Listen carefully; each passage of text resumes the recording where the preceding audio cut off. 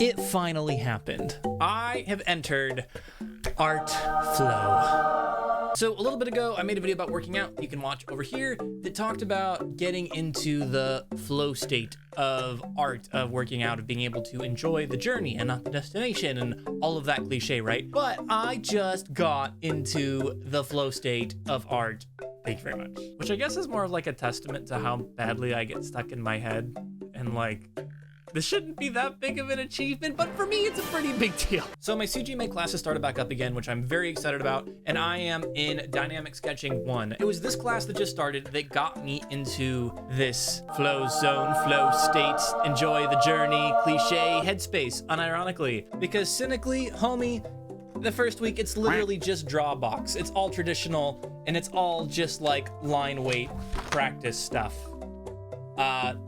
Just a lot of lines. I'll throw it up on the screen so you can see it easier. But this stuff kind of pissed me off and annoyed me when I did it with Drawbox, but yet when I was doing it in the context of dynamic sketching at CGMA, I really enjoyed it, I really liked it, and I was able to sincerely enjoy doing multiple pages of just line drills for close to 2 hours nonstop. And for me, with my current, artistic longevity, endurance, that's a long time. So I thought, like, why did I hate doing it for Drawbox and didn't want to do anything really with this and kind of did it out of an obligation and a duty, as opposed to I'm actually enjoying the process and finding it fun and rewarding in this context. The instructions were really clear, not saying the Drawbox wasn't, but having Peter Hahn go over like him doing the same drills and me seeing how he did it, and then two, the fact that with those instructions, with me knowing exactly what I was supposed to be focusing on, I knew that I was going to get feedback. Being in an environment where I had a set checklist of things to keep in mind, like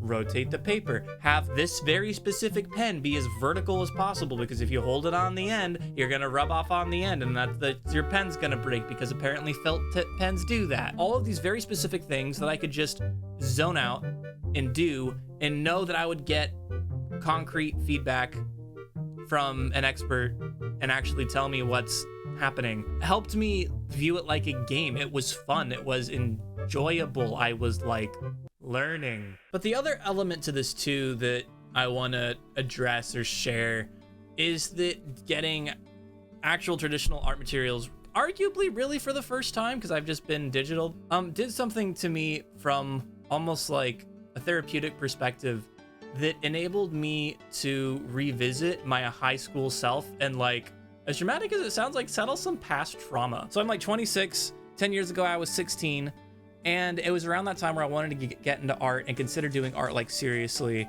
and consider if I wanted to, actually be an artist. And I was shunned out of it at the time for using references or liking anime or whatever. So I went film instead, and well, I mean, look where we are. So now 10 years later, for me to be revisiting art in a purely traditional way, kind of like I tried to back 10 years ago when I was 16, it was really like full circle for me. And this might sound silly, but what triggered this like memory and this comparison is, of all things, Copic markers. I had to buy Copic markers for the first time for this class. Let me pull them out for you, actually. I had to buy these bad boys, which I think were like, what, $8 a pop? Something ridiculous. And I always knew about the memes of Copic markers being expensive. I made a joke about Copic markers being expensive in my very first YouTube video ever. Using stylus, they're using Copics. They're so expensive. But now here I am actually buying Copic markers to use in real life in a sketchbook. And it was like this shift for me where it was like, especially starting from concept art and 3D and photo bashing and kit bashing and all these things, it was like, oh yeah, I do art, but only on the computer. It's more so like photo manipulation. It's not really drawing. Even when I got out of photo bashing, it was very much from a painting perspective and not like line weight and like line art and like comic type stuff. But it was that line weight and line art and comic type stuff that made me want to get into art in the first place 10 years ago. But I went through a whole wide range to get back to where I am now, that went from film school to concept art to 3D to painting to now finally back to like actually drawing, and now actually back to drawing in real life. And it was just like this whole journey that was kind of sobering, that it took me 10 years to be honest with myself of what I really wanted to do. I don't know, it's interesting. I don't feel like, 'cause it's easy to say like, oh wow, 10 years.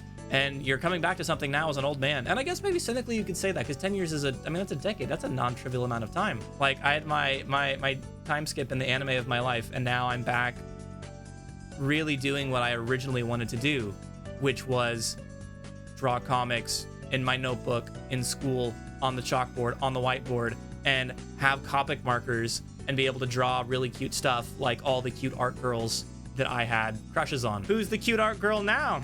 So I just wanted to share that little personal victory for me.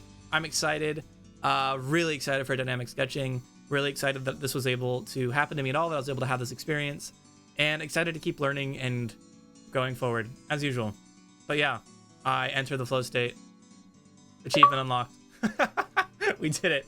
Thanks for caring. Thanks for watching. Thanks for the support. And I will see all of you in the next video.